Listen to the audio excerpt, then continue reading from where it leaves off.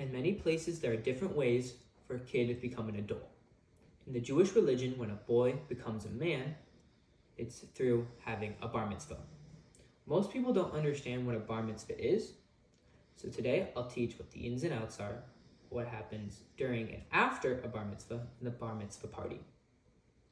A bar mitzvah is a ceremony that celebrates the 13-year-old boy that becomes a man.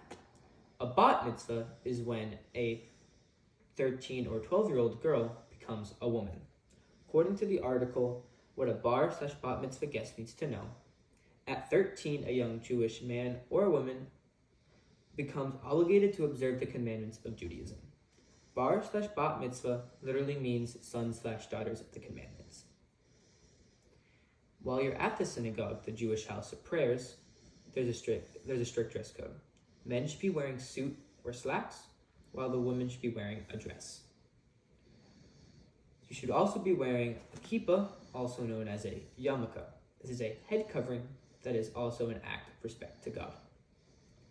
While you're there, you can see people wearing a prayer shawl, also known as a talit. This is for the people who've already completed their bar or bat mitzvah journey. Now that I've discussed what a bar mitzvah is, the next step to understanding is what happens during and after a bar mitzvah. A bar mitzvah is filled with many prayers, but you can find all these prayers in a Siddur book, also known as the prayer book. The prayer book is printed in both Hebrew and in English. According to Rabbi Daniel Kahn, family members are usually honored by being called up to say a blessing over or from the Torah. And the bar/bat mitzvah child's parent often gives a speech. Now, the boy recites from the Torah. This is when the boy officially becomes a man. Many Jewish boys study for years for this to happen.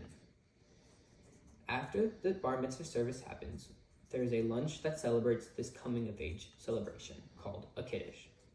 But before everybody eats, the parent or parents will give a toast to their son about the milestone he just accomplished. Now for the best part of the day, the party. The party starts when everybody's in the room and the DJ calls out to the bar mitzvah boy. Before the formal dinner starts, there is a prayer that must be sung. This is called the hamotzi. The hamotzi is a prayer that is sang over covered bread. According to the article, what happens at a bar mitzvah party, it states, the bar mitzvah celebrant leads a special candle ceremony, who calls up to the family and friends, one by one or in groups, to light a candle in his bar mitzvah cake. Intros are done in the form of a poem or a story to communicate the relationship with those being asked to light a candle. Specifically chosen music plays while they rise up from their chairs and begin to walk towards the cake. But there is one candle that is lit beforehand, usually the first, that commemorates the people that unfortunately died can't be there that night. The text also states that the party starts with an all-out invitation for everyone to join the guest of honor on the dance floor for their traditional, fast, and joyous Hora circle dance.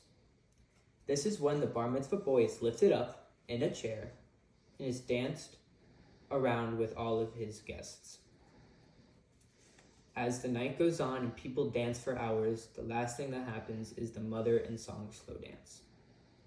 Now that I've discussed what a bar mitzvah is, and the service, what happens at the service, and the party afterwards, now you don't have to worry when you get invited to a bar mitzvah. The end.